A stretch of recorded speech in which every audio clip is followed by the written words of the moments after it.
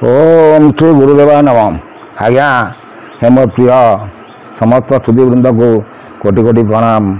गत अध्याय आपण मानक कही आसिली जे स्वयं परमात्मा केमती मनुष्य शरीर तैयारी करी गोलाट रूप जंजाल से लगेगी रखीदेला।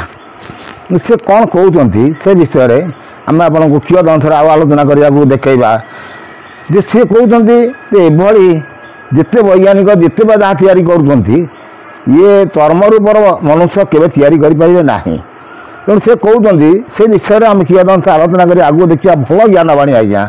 किंतु यदि आपण मैंने यही एपिसोड शेष पर्यंत शुणे बहुत ज्ञान अर्जन हम। से कौन कहते नर देह बोली नुह लेखा जावत जीवक तीन थी एका।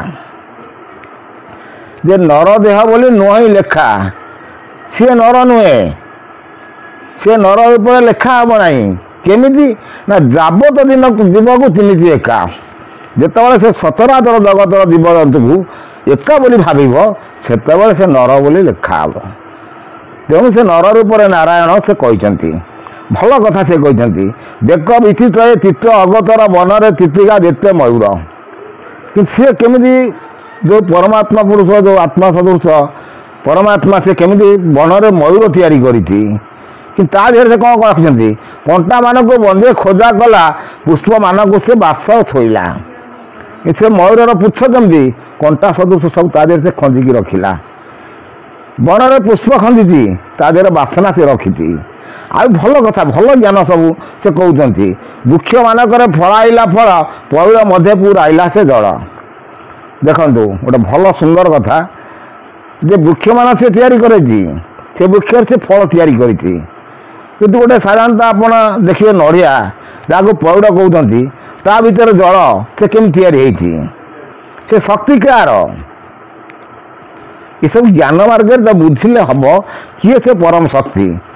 तेणु से भल कथा कहते वृक्ष मानक फलाइला फल पौर मध्य से पुराइला जल। हंस बक को करी अश्वश्वेत इखु मध्य पुराई अमृत। तो से कौन कौन ना हंस बक को करी अस्थि श्वेत हंस आउ बक माने बग ताकू से धला रूप करी। ये हंस नुह परमहंस जो से पद को आसुना आम से धड़ा स्वरूप करी। आउ से कौन करते इखु मध्य पूरा आई अमृत। इखु बोलते आम आखु गछ ता भीतर से अमृत पुरे रखी। कारण आप जो पंचामृत करने जी गुड़ न पड़े हम ना कि चीनी ना से अमृत भली लगे ना। तेणु सी सब तैयारी करी। माछी मुखरे थोइला मधु को माछी मुखरे थोइला मधु को गाब स्थान थोइला दुग्ध को। देखो केवल सुंदर कथा से लिखुच कहते अच्युतानंद महापुरुष भावानुपात अर्जुन को कृष्ण बुझाऊँच अर्जुन से जो पुरुष से जो शक्ति ताकू तो चिंतन करू से कौन कौन करुँच ना माछी मुखरे थोइला मधु को मऊमाछी मुहर से मधु रखापी ताकू क्षमता देदेला। गाई पाखे क्षीर देवाई क्षमता देदेला। मधु मुखरे रहा मधु को गाब स्थान थोइला दुग्ध को। सुंदर कथा आज्ञा।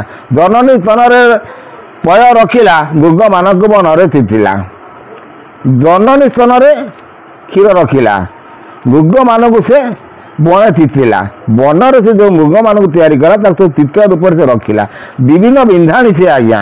से कौन आउ भल कथा कहते कुकुर कंठे रखिला शबद ब्रह्मा मुखरे को आइले वेद। यही आज्ञा केते सुंदर कथा देखु जे सी कोकिल तैयारी करी कोकिल कंठरे मधुर सुमधुर कंठ ताकू देती। तेणु कोइलीर कंठ मधुर से ही करे किंतु ब्रह्मा मुखर वेद से ही खरौची। किए से किए से बोली जो जिनसटा आम तारी उपर किंद आलोचना करी जाऊे देखिया कौन सब आमको रिजल्ट आसूची। भल भल कथा आप मन दे शुणे बहुत आज आसो जे कोकिल कंठे रखिला शबद ब्रह्मा मुखरे को आइले वेद। चारि खानी आदि 14 पुर 56 कोटि जीव जंतुकर से भार।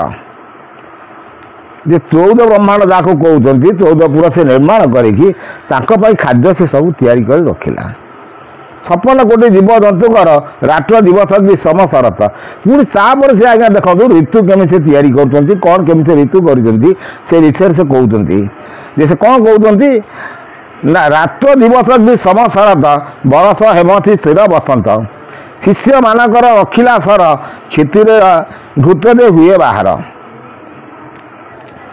এইটি আজ্ঞা পুଣି ସେ ଜ୍ଞାନକୁ ରଖିଲା ଏଠି ଶିଷ୍ୟତ୍ୱ ଯେଉଁ ନେଲେ ତା ଭିତରେ ସେ ସର କ୍ଷୀର ମଧ୍ୟରେ ଯେମିତି ସର ସିଏ ସେମିତି ସବୁ ଜିନିଷର ସେ ହେଉଛି ସର ସେ ସରସ ସୁନ୍ଦର ଏକବାର ତାକୁ ଆଉ ସେ କ'ଣ କହୁଛନ୍ତି ଆମେ ଦେଖିବା ଯେଉଁ ଛଅଟାଙ୍କ ଋତୁ ଆଗ ତିଆରି କଲା ସେ ତାକୁ ହିଁ ସେଇ ତିଆରି କରିଛନ୍ତି ଯେ ରାତ୍ର ଦିବସ ଗ୍ରୀଷ୍ମ ସର ରାତ୍ର ଦିବସ ସେଇ କରିଛନ୍ତି ଗ୍ରୀଷ୍ମ ଶରତ ବରଷା ହେମ ଶିଶିର ବସନ୍ତ କ୍ଷୀରରେ ରଖିଲା ସେ ସର କିନ୍ତୁ ଆଜ୍ଞା ସେଇଠି ଆଜ୍ଞା ଦେଖିବା କ୍ଷିତିରେ ଘୃତରେ ହେଲା ବାହାର କାଠରେ ଅଗ୍ନି ତୀରରେ ତୈଳ ଆଜ୍ଞା କାଠରୁ ଅଗ୍ନି ବାହାର କଲା ଆଗେ ଯେଉଁ ଗଛକୁ ଗଛ ଲଢ଼େଇ ଲାଗିଲେ ବା ସଂଘର୍ଷ ହେଇଗଲେ ସିଏ ଉତ୍ତପ୍ତ ହେଇକି ତା ଦେହରୁ ଅଗ୍ନି ସଦୃଷ୍ଟ ବାହାରେ।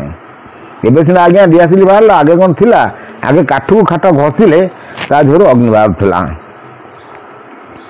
ଏସବୁ ବହୁତ ଜ୍ଞାନବାଣୀ କିନ୍ତୁ ତାକୁ ସେ ଅଗ୍ନିର ସଦୃଶ ସିଏ ତାକୁ ସେ ଅଗ୍ନି ସେ ତିଆରି କଲା। ଆଉ ସେ କ'ଣ କହୁଛନ୍ତି ଯେ କାଠରେ ଅଗ୍ନି ତୀରରେ ତୈଳ ପୁଷ୍ପରେ ଗନ୍ଧ ଯେ କାର୍ଯ୍ୟ ମଙ୍ଗଳ ଭଲ କଥା ସେ କହୁଛନ୍ତି। ଆକୁ ଯଦି ସବୁ ସେ ମନ୍ଥିକି ପୁଷ୍ପରେ ରଖିଲା ବାସନା ସେ ମଙ୍ଗଳ କାର୍ଯ୍ୟରେ ଲାଗିବ। ଯାହାର ଯେମତ ମୂର୍ତ୍ତ ସ୍ୱଭାବ ଯାହା ଶବ୍ଦକୁ ଯେମତ ଶୋଭିବ ଯାହାର ଯେମତ ସ୍ୱଭାବ ମନୁଷ୍ୟ ସେ ତିଆରି କରି ଛାଡ଼ିଦେଲା ତେଣୁ ଯାହାର ଯେମତ ସ୍ୱଭାବ ହେବ ସିଏ ତାକୁ ସେଇଭଳି ହିସାବରେ ଦେଖିବ। ଏସବୁ ବହୁତ ସୁନ୍ଦର କଥା ଆଜ୍ଞା। ଆଉ ଯଦି ଆପଣମାନଙ୍କୁ ମୋର ଏଇ ଚ୍ୟାନେଲ୍ ମାଧ୍ୟମରେ ଜ୍ଞାନବାଣୀ ଶୁଣିବାର ଥାଏ ତାହେଲେ ଆସିଲେ ବହୁତ ଜ୍ଞାନ ତତ୍ତ୍ୱ ପାଇବେ। ତ ଆଉ ସେ କ'ଣ କହୁଛନ୍ତି ଆଗକୁ ଆମେ ଆସ୍ତେ ଆସ୍ତେ ଦେଖିବା ଯେ ଯାହାକୁ ଯେମତ ଦିଅନ୍ତି ପଡ଼ି ଯେ ଯେତେ ତାହାକୁ ଦିଅଇ ଧାଡ଼ି ଯାହାକୁ ଯେମତ ଦିଅନ୍ତି ପଡ଼ି ଯାହା ପାଇଁ ଯେମିତି ସେ ଦାନା ସେ ଖଞ୍ଜିକି ରଖିଛନ୍ତି କାହାକୁ ଗରିବ କରି ରଖିଛନ୍ତି କାହାକୁ ବଡ଼ ଧନୀ କରି ରଖିଛନ୍ତି କାହାକୁ ମଧ୍ୟବିତ୍ତ କରି ରଖିଛନ୍ତି। କିନ୍ତୁ ସେଇ ବଡ଼ ଲୋକ ଉପରେ ଗୋଟେ ଭଲ କଥା କହିବି ଆପଣମାନଙ୍କୁ ବଡ଼ ଲୋକ ସେ ଭଗବାନଙ୍କୁ ପ୍ରାପ୍ୟ ହେବନି କାରଣ ଜଙ୍ଗଲରେ ହାତୀ ହେଉଛି ସବୁଠୁ ବଡ଼। ଆପଣ ଗୋଟେ ହାତୀକି ଦେଇଦିଅନ୍ତୁ ଗୋଟେ ଚାଉଳ ତଳେ ବୁଣି ଦିଅନ୍ତୁ ତାକୁ କୁହନ୍ତୁ ସେ ଶୁଣ୍ଢରେ ଉଠାଇବା ପାଇଁ ସେ ଉଠାଇ ପାରିବନି କିନ୍ତୁ ସାମାନ୍ୟ ଉଠାଇ ନେବ କିଏ ଜାଣିଛନ୍ତି ସାମାନ୍ୟ ପିମ୍ପୁଡ଼ି ଉଠାଇ ନେବ ଅରୁଆ ଚାଉଳ ଆପଣ ବୁଣି ଦେବେ ପିମ୍ପୁଡ଼ି ଧାର ହେଇକି ତାକୁ ଟେକି ନେଇଯିବେ ଦେଖନ୍ତୁ ତାର କ୍ଷମତା କେତେ। ତେଣୁ ଅର୍ଜୁନକୁ ସେ ବୁଝାଉଛନ୍ତି ଏ ଯେଉଁ ଜିନିଷ ସବୁ ଯିଏ ତିଆରି କରିଛି ହାତୀ ଭଳି ବଡ଼ ବଡ଼ ମଣିଷ ତ କୌଣସି ନେତାଙ୍କ ଉପରେ ନେତା ବିନେତା ଉପରେ ଆମେ କହୁନୁ ବଡ଼ ବଡ଼ିଆ ମାନେ ସବୁ କିନ୍ତୁ ସେମାନେ ଭଗବାନଙ୍କୁ ପ୍ରାପ୍ତ କରିପାରିବେନି କାରଣ ତାଙ୍କ ମନ ସରୁ ହେବନି ସେମାନେ ମାୟା ମୋହରେ ପୁରା ତଳ ବିତଳ ହେଇକି ରହିଥିବେ ନା। ତେଣୁ ଏସବୁ ବହୁତ ସନ୍ଦେହ କଥା ସେ ଭଗବାନ ଅର୍ଜୁନକୁ କହୁଛନ୍ତି ଯେ ପିମ୍ପୁଡ଼ି ଭଳି ଯଦି ସରୁ ହେଇପାରିବୁ ତାହେଲେ ତୁ ଉଠେଇ ପଡ଼ିବୁ ହାତୀ ଭଳି ହେଲେ ପାଇବୁନୁ କାରଣ ହାତୀର ବଳ ପିମ୍ପୁଡ଼ି ପାଖରେ ହାରିଯିବ। ଯାହା ବଡ଼ ଲୋକର ଭଗବାନଙ୍କ ପ୍ରାପ୍ୟ ବଳ ସାଧାରଣତଃ ଲୋକ ପାଖରେ ସେ ହାରିଯିବ। ଭଲ ଭଲ କଥା ଆଗକୁ ଆପଣ ଶୁଣିଲେ ବହୁତ ଜ୍ଞାନ ଅର୍ଜନ ହେବ। ସେ କ'ଣ କହୁଛନ୍ତି ଆଜ୍ଞା ଆହୁରି ଆମେ ଦେଖିବା ଯେ ତାହାଙ୍କୁ ଦିଅନ୍ତି ଗାଡ଼ି ଏକ ଗୋଟାକୁ ସେ ସମ୍ପାଦେ କେତେ ଯାହାକୁ ସେ କରାଇ ଚିତେ ସିଏ ଗୋଟିଏ ଲୋକ କାହାକୁ ସାନ କରିଛି କାହାକୁ ବଡ଼ କରେଇଛି ବଡ଼ ସାମରଥ ବୀରଙ୍କ ବାନା ମୁଣ୍ଡ ବୋଲାଇ କରଇ ଚୁନା ଯିଏ ବଡ଼ ବଡ଼ ଆକାର କରି ବଡ଼ ବଡ଼ କରନ୍ତି ସେ ତାକୁ ଚୁନା କରିଦିଏ। କ'ଣ କୁହନ୍ତି ବଡ଼ ବଡ଼ କଲେ ରେଣୁ ପ୍ରାୟ ହୋଇ ଶୂନ୍ୟ ଉଡ଼ିଲେ ଯିଏ ବଡ଼ ବଡ଼ କଲା ସେ ରେଣୁ ପ୍ରାୟ ହେଇକି ଶୂନ୍ୟରେ ଉଡ଼ିଗଲା। ତେଣୁ ତାଙ୍କର ସବୁ ବହୁତ ଠାକୁରଙ୍କ ଉପରେ ଧାରଣା କଲେ ବହୁତ ଧାନ ଚିନ୍ତା କରିବାକୁ ପଡ଼ିବ। ଆଉ ସେ ଭଲ କଥା କହୁଛନ୍ତି ବଡ଼ ଯେ ହସ୍ତି ମୁଣ୍ଡ ତାର ବଡ଼ ଯାବତ ଜୀବକୁ ତାର ସେ ଗାଢ଼ ବାଲିରେ ଖଣ୍ଡ ମୁଁ ଠାଏ ବୁଣିବା ହସ୍ତିକି ଲଗାଇ ତୋଳ ବୁଲିବା। ତେଣୁ ଏଇ ଆପଣମାନଙ୍କୁ ଆଗରୁ କହିଲି ସାଧାରଣତଃ ହସ୍ତିକି ଯଦି ଆମେ ଦେବା ସେ ବହୁତ ବଡ଼ କିନ୍ତୁ ସେ ତୋଳି ପାରିବନି କିନ୍ତୁ ସାମାନ୍ୟ ପିମ୍ପୁଡ଼ି ସେ ତାକୁ ତୋଳି ନେଇପାରିବ। ଶୁଣ ଅର୍ଜୁନ ସାବଧାନ ହୋଇ ଯେଉଁ ଗ୍ରାମକୁ ଯେଉଁ ସ୍ଥାନକୁ ଶ୍ରୁତିମୁନେ ବାଟ ବାଳ ଅଗ୍ରତା ଅଟଇ ସାଟ।